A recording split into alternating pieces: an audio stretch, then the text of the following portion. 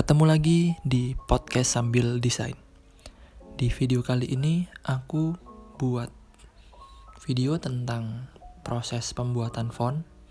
Di sini awalnya seperti biasa kita sketch dulu, dan ini aku menggunakan marker atau spidol yang besar. Ini baru baru alfabet doang, baru huruf-huruf Latin. Ini belum sampai di simbol-simbol. Sejauh ini aku merasakan ternyata membuat font susah juga ya. Mulai dari huruf Latin yang biasa, terus masuk ke angka. Aku buat giveaway software Affinity Designer untuk Windows. Selengkapnya teman-teman bisa lihat di channel YouTube Eko Anu.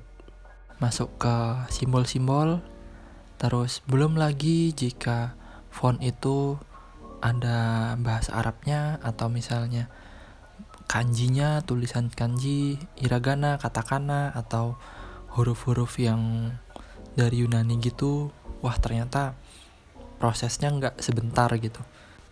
Ini baru proses membuat font dengan style reguler, belum lagi yang italic atau belum lagi yang bold atau black.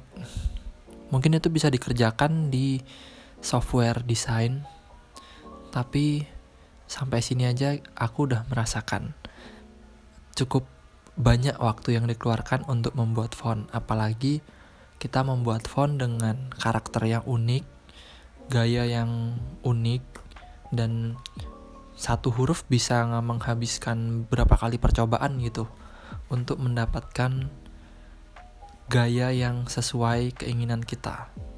Sampai sini aku jadi merasakan gimana rasanya jadi font designer.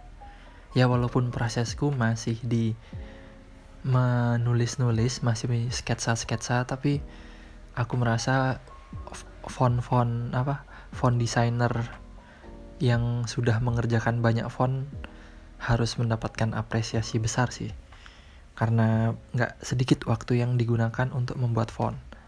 Apalagi buat teman-teman yang suka nyari gratisan dan tidak dilihat lisensinya, tolong coba merasakan gimana rasanya buat font, mulai dari sketsa sampai digitalize, berapa banyak kopi yang harus ditenggak, berapa jumlah listrik yang harus dibayar gitu. Belum lagi jajan-jajan dan lain-lain lah. Ini adalah tips untuk teman-teman yang ingin menggunakan font dan aman dengan lisensinya. Jadi jangan lupa untuk mencari di internet dengan kata kunci free font for commercial use.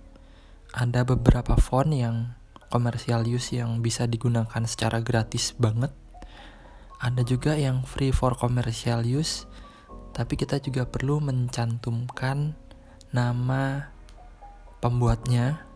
Untuk font-font yang ada di OS seperti Windows dan Mac, itu kita perlu tanyakan dulu ke autornya, ke font desainernya, apakah font ini bisa digunakan secara komersil atau tidak. Dan biasanya aku mencari font-font baru itu aku mencarinya di Google Fonts, websitenya fonts.google.com.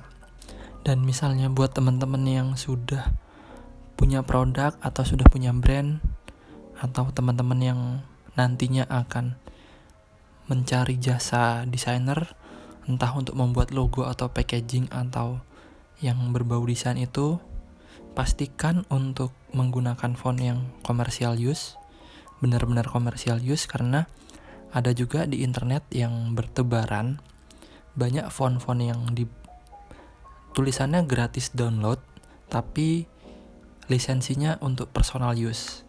Personal use itu biasanya tidak untuk dikomersilkan. Tapi jika teman-teman sudah terlanjur menggunakan font dengan lisensi personal use, teman-teman bisa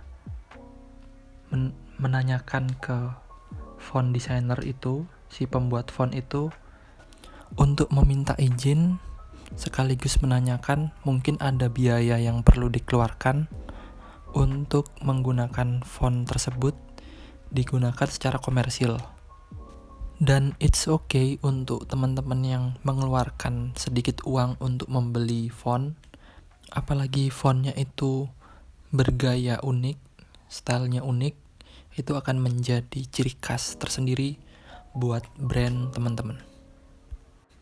Bisa dibilang font itu adalah hal yang kecil, tapi bisa jadi sangat krusial. Font itu adalah hal yang kecil, tapi bisa sangat menarik perhatian buat orang-orang. Font itu adalah hal yang kecil, tapi bisa jadi sedikit atau besar perbedaan antara brand teman-teman dan brand dari pesaing gitu. Terima kasih buat teman-teman yang sudah mendengarkan sampai habis. Jangan lupa untuk subscribe channelku di YouTube, namanya Eko Anuk.